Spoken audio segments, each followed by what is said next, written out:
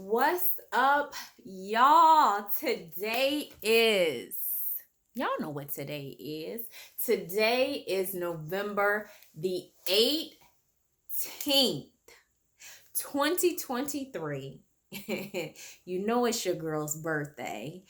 And it is also the 18th day of Sweet November, 30 days of Manna. Y'all, can we just pause for a second? Like, what? I'm excited. Y'all already know that I'm excited. I come up here excited anyway when I come up here before y'all. Like I said, when I hit that record button, it is on. But also because it's my birthday. It is a blessing, y'all. I am not just saying that, okay? It is a blessing to still be here. It is a blessing to have breath in my body. When I literally think about my life, not even just the last 3 years, but my life in totality, okay, in a whole, y'all, it's only because of God that I am still here, okay? Because you know how those shoulda, coulda, wouldas, you think about them things, them situations that we know of, but what about all of the situations we don't know of because God kept us from even seeing those things? And so I'm grateful. When I say I'm truly grateful, I am.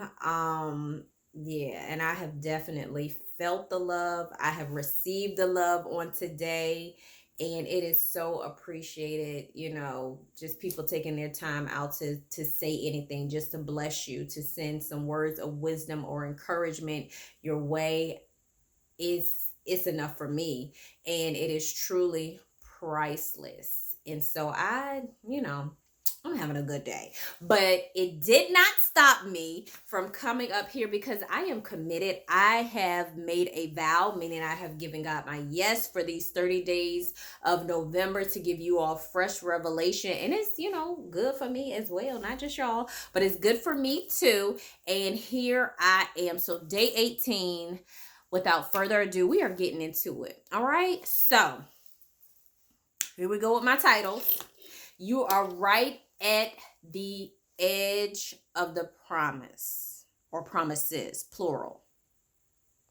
Wait on your divine helpers. Be very strong and courageous. I will repeat it. You are right on the edge of the promises that God has made you. Wait for your divine helpers. Be strong and very courageous. Okay, so we are getting into this thing, y'all. Some of y'all probably already feel like y'all know where I'm going, but let's hold on and see if we thinking the same thing, okay? And so I am reading, y'all. We have already been talking about the Israelites going through the wilderness, everything they've learned. We've been talking a lot about Moses and Aaron as well, and just things that you've learned along the way. But at some point, right, we have to actually get very close to the promised land before crossing over. So y'all, God has gotten us out of slavery, oppression, whatever, the bondage, the yoke. We have been on our way. We have been in this thing. And now we can kind of see, okay, I can kind of see the promise. You know how you get somewhere and that you've been looking for, like a destination? It's like, oh, okay, I can see it up there. Y'all, we are here. We can see it. It's right there. We can literally see it. We are right on the edge, on the cusp, okay, of these promises. And like I said, for some of you all, some of the promises have already started, okay? And then there are others we have been living in the provision. And so we are here at the cusp, right? And so, I'm about to get into the word, which led me to tonight's word. And so, Joshua 1. All right. Our friend, our faithful servant, Moses has died. That was a good man. That was a real good man. But he is gone. He's gone to be with the Father at this point. And so now Joshua has what did they say? Rise to the occasion. He's come up, okay? He was preparing all along, and some of us didn't even realize that we were preparing, but here we are. We are now prepared. And what exactly made Joshua prepare? What qualified Joshua to now take over where Moses had left off? And so I want to point out a few things. Joshua was one appointed. You have been appointed, okay? I need you to follow me as I go along. You have been appointed. Yes, you, the one that's watching this video. All right, by God, not by Tori. Also, he was the only one. Y'all hear me well. He was the only one left from the previous generations. Y'all know what that sounds like, right? He was the remnant. He was the chosen one. Like, he was left. Everybody else had died off. And he was the only one that was left, that started off with them, or that was there from the time of the Exodus, from them leaving Egypt. He was the only one still remaining. He was the remnant. You are the remnant. You are appointed. You're the remnant. And not only that, but he was considered the successor, because he was the personal aide of the leader throughout this entire time. Okay, and I said some of y'all may not even realize what y'all was prepared for, but we here now. You're here now, and now this is your time to arise to the occasion. And not only that, but Joshua was confident. And what was he confident in? He remained confident throughout this entire time that God was going to actually get them to the promised land, even though 39 years hence had just went by. These people had died off, and a whole nother generation was born in the wilderness.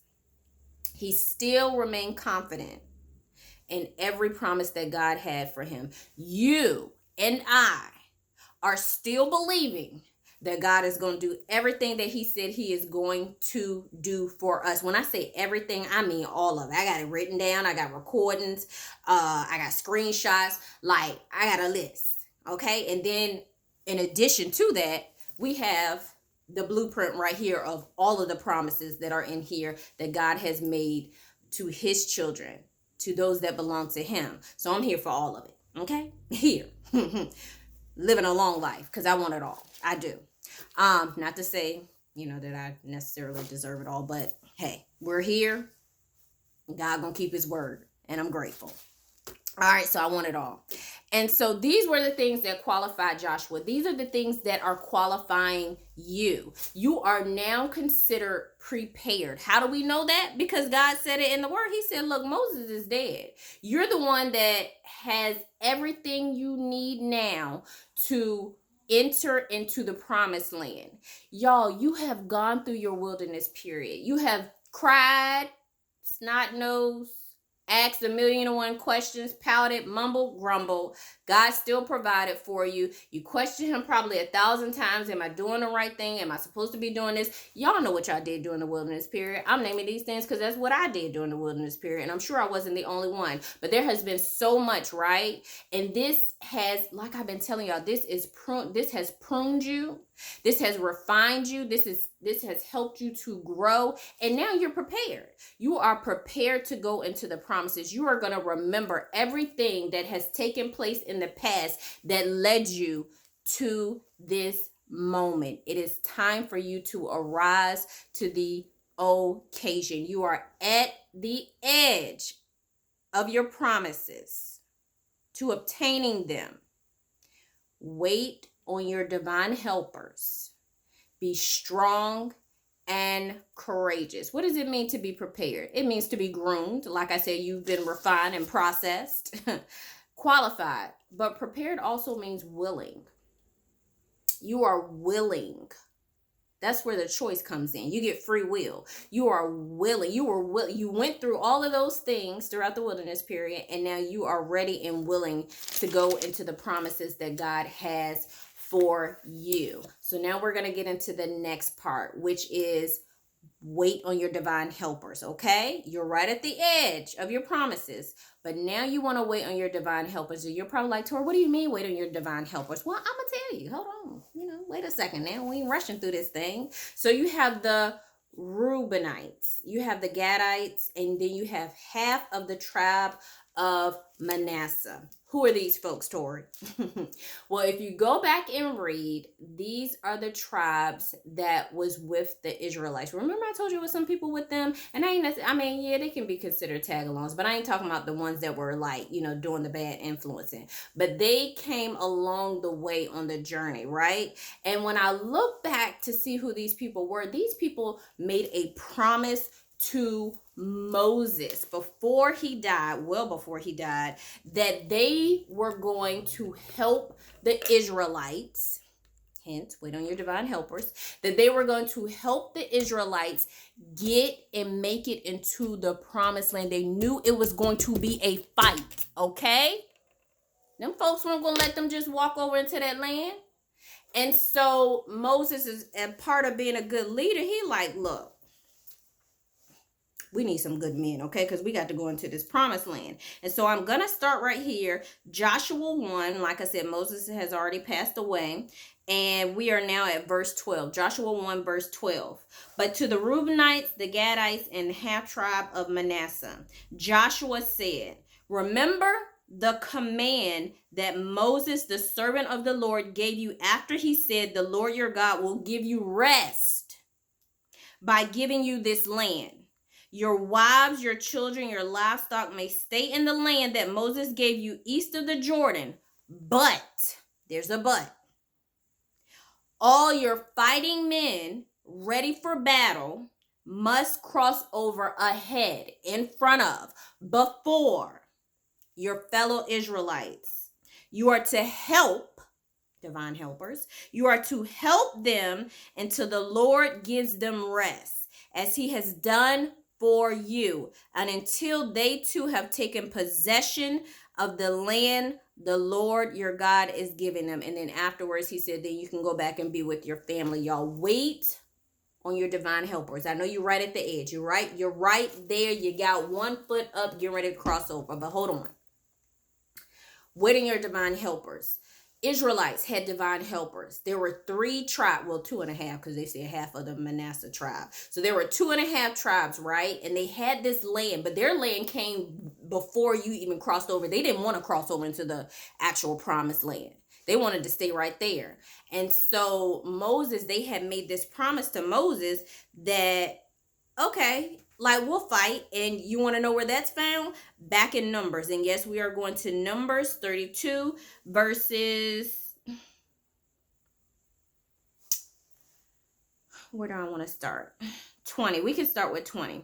Then Moses said to them, if you will do this, if you will arm yourselves before the Lord for battle, and if all of you who are armed crossed over the Jordan before the Lord until he has driven his enemies out before him, then when the land is subdued before the Lord, you may return and be free from your obligation to the Lord and to Israel. These people, the Reubenites, the Gadites, and half of Manasseh had made a vow to Israel to go before them. And most importantly, they made a vow to God. And here's the thing about people making vows, you too and me. When you make a vow, you better keep it. Okay? That's all I'm going to say. But here's the thing. Moses told them, and like I said, this is what they told to Moses originally, and then Joshua that we read prior to this, he's going back over like, hey, remember this what y'all said, because we right here at the edge, we need y'all to get ready to go ahead and go in with your men, okay? And so he's like, this is back with Moses before he passed away. Moses said, but if you fail to do this, if you fail to keep your obligation, they use the word obligation. If you fail to do this, you will be sinning against the Lord, and you may be sure that your sin will find you out.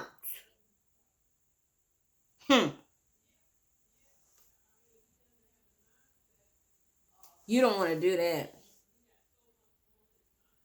You will be sinning before the Lord, and your sins will find you out. You have made a vow. They have made a vow to y'all. So what am I getting at? Your divine helpers are on the way if they have not come already. They have made a vow, okay? They are obligated to help you. And if they don't, then they will have to deal with whatever comes with the consequences from them breaking their vow that they have made to God and that they have made to you. And so this kind of reminded me of the story of, do y'all remember the cupbearer, where Joseph was in jail and the cupbearer and I want to say the baker was in jail, right? I'm not going to give y'all the whole story, but nonetheless, the cupbearer, Joseph ends up like telling them what's going to happen, prophesying what's going to happen into their life. And so Joseph's like, hey, when y'all get up out of here, don't forget about me now. Like, don't forget me now. I'm in here. Y'all, 2 years, if I'm not mistaken, went by.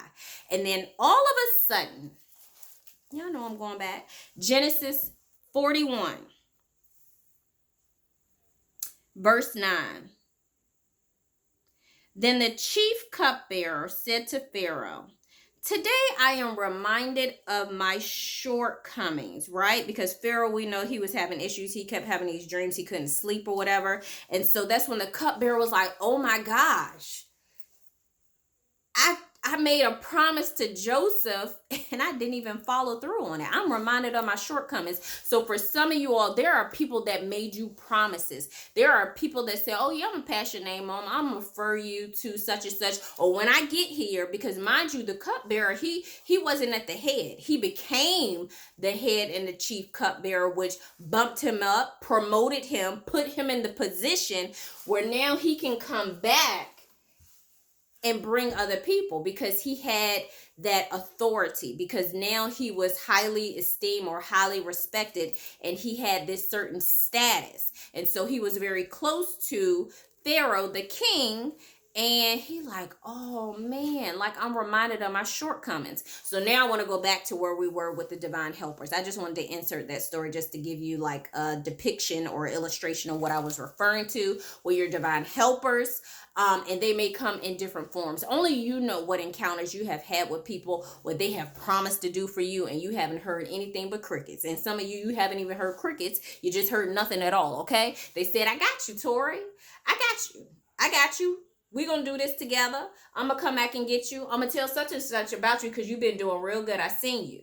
And then the next thing you know, all this time go by and you haven't heard not one thing. They will be reminded of their shortcomings. Your divine helpers are coming. Those that are supposed to clear the path for you, those that's supposed to come back and grab you because they have been promoted and now they are at a level where they can literally have the lead way to be able to say your name, like, oh no, that's my girl, like, yeah, she good. Like, you should definitely bring her on the team. You should definitely hire her. You should definitely partner with her. Y'all see where I'm going with this? Make sure you insert your name and pray about this as well. Like, they are coming back for you. They have to keep their vow. And if they don't, they're going to be surely reminded that they did not keep their end of the promise. Okay? But nonetheless, you still going forth. They just going to have some other things to deal with. Okay? So, I got to do a quick recap for the title. You are on the edge of the promises God has made for you, to you. But wait on your divine helpers. We just went over that. And then lastly, be strong and very courageous. Be strong and very courageous. I think just within the first chapter of Joshua 1, throughout that first chapter, I think God said it about 4 times. Be very bold and courageous, okay? Be very strong and courageous. The Israelites, what they were going to see, what they were going to witness. Like I said, they were sending in the Reubenites, the Gadites, and half of Manasseh. They were going in to fight, okay? So there may be a lot of things going on around you. There's a lot of things going on now, but it may even increase, okay? All around you. But guess what? God is still fulfilling his promises that he has made to you despite what is going on around you. You don't worry about that, okay? You're not the one doing the fighting. You're just the one that's going to be very strong and courageous. You're not going to be moved. You are not. And that leads me into, I wrote down some of the synonyms for courageous. Brave. You are going to be brave no matter what is going on around you. I don't care what it looks like. Even in Psalms 91, it said that only with our eyes Will we see the reward of the wicked? Are we going to see what's going to happen to everybody else? But nothing was going to come to us. So when you see these things taking place in the world, when you see God, vengeance, vindication, his wrath, his hand, whatever it is, you keep doing what you're supposed to do and you don't have to worry about it. You be brave, okay? No matter what you see around you, you continue to be very bold and you be fearless. You don't let anything you see fear you. The only thing we fear, you and I, is the good Lord himself. Other than that, there is nothing else that is going to fear us. How can you be afraid of what you already know is to come, okay? We not scared of nothing. Our Father, all this. He got all of this. We don't have a reason to fear anything. You be very unafraid, okay? And then it also says unshrinking. I like that. Unshrinking for courageous, okay? You don't shrink down for nothing. These places that your divine helpers are coming to get you and take you to the promises and to all these connections and doors and everything that we have been talking about for the last, not even just a couple of months, I mean years, we've been talking about it actually. You don't shrink. Why would you shrink? You be very strong, bold, and courageous going into this thing. Why? Because you know that it is a promise that your Father has made to you, something that is going to come to pass. You thank him when you get there. You remember God when you get there. You share your testimony when you get there. You let people know, hey, I'm here because of the promises of God. And you help other people that you see that are along their way. And you act like you're supposed to be there. We talked about that as well. You're a royal priesthood, an heir, inheritance of God's. You belong wherever your promises are leading you. And y'all, that's all I have for you. That is day 18. You are on the edge of your promises, but wait on your divine helpers. Be strong and very courageous. Day 18. Share this with the people that you love. As always, be blessed, be encouraged. Drop your comments for your girl. I definitely appreciate it. I'll talk back. I'll put everything in the description box, okay? When I get a chance. Give me a second or two. Bye.